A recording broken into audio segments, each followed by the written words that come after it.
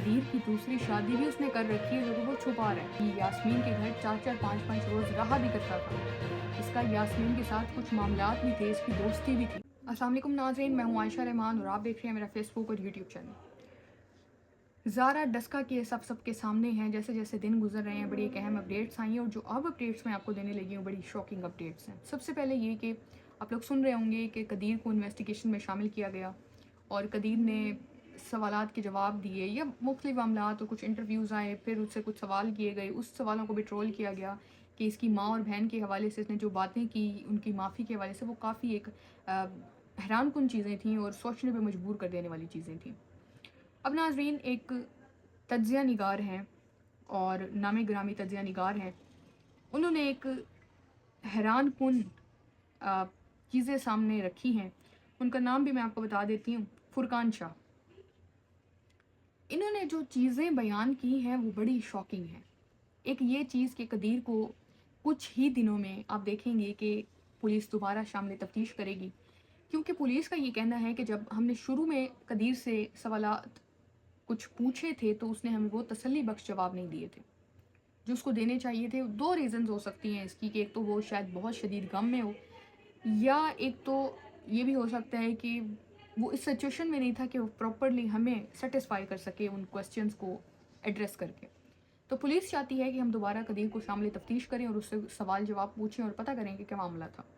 अब फुरकान शाह साहब ये नामवर तज्ज़िया निगार हैं, इनका ये कहना है कि इस मामले में कदीर भी मुलविस है, अपनी माँ के साथ, अपनी बहनों के साथ, नवीद के साथ।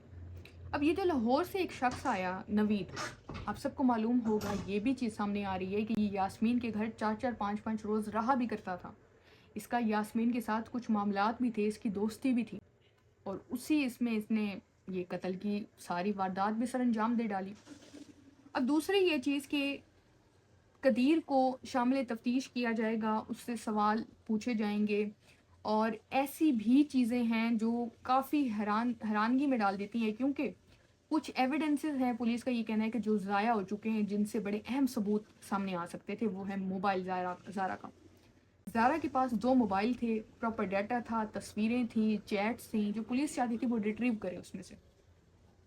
लेकिन इन्होंने जब ज़ारा को कत्ल किया, मर्डर किया बेरहमी से, इन सफाक कातिलों ने, लोगों ने, तो इन्होंने उस मोबाइल को भी प्रॉपर क्रश किया और फिर उस मोबाइल को फेंक दिया। अब पुलिस को जब वो मोबाइल मिला तो पुलिस का ये कहना है कि वो उस हालत में नहीं है कि उससे डाटा रिकवर किया जाए, वो उस कंडीशन में नहीं है। तो हमें ऐसा लगता है कि जो बड़े अहम सबूत थे जो इससे निकल सकते थे वो ज़ाया हो चुके हैं। दूसरी ये चीज़ नाज़रीन के कदीर के हवाले से मुबैना तौर पे ये दावा किया जा रहा है कि उसको कुछ ऐसी चीज़ें भी मालूम हैं जो वो बताना नहीं चाह रहा या कुछ छुपा रहा है। और फर्दर ये कि ये भी चीज़ मैं आपको बताती जाऊँ, तो जब कदीर ने अपने ससुर को, ज़ारा के वालिद को कॉल की कि अंकल जाके चेक करें, मेरी वाइफ के साथ मेरा राब्ता नहीं हो रहा और मुझे ये खदशा है कि शायद उसके साथ कुछ हो ना चुका हो और आप देखेंगे क्या मामलात हैं।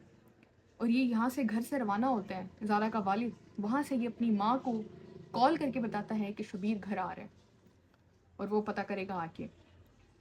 1 से 1.5 घंटे के रास्ते में उन ख़वातीन ने पूरे घर को धोया, जितनी भी चीज़ों को छुपाने वाला था वो छुपाई, ताकि किसी भी किस्म की कोई चीज़ सामने ना आए और परफ्यूम छिड़के कि कोई स्मेल तक भी ना आए इनको। एक तो यहाँ से कुछ एविडेंस थे जो बिल्कुल ख़त्म हो गए।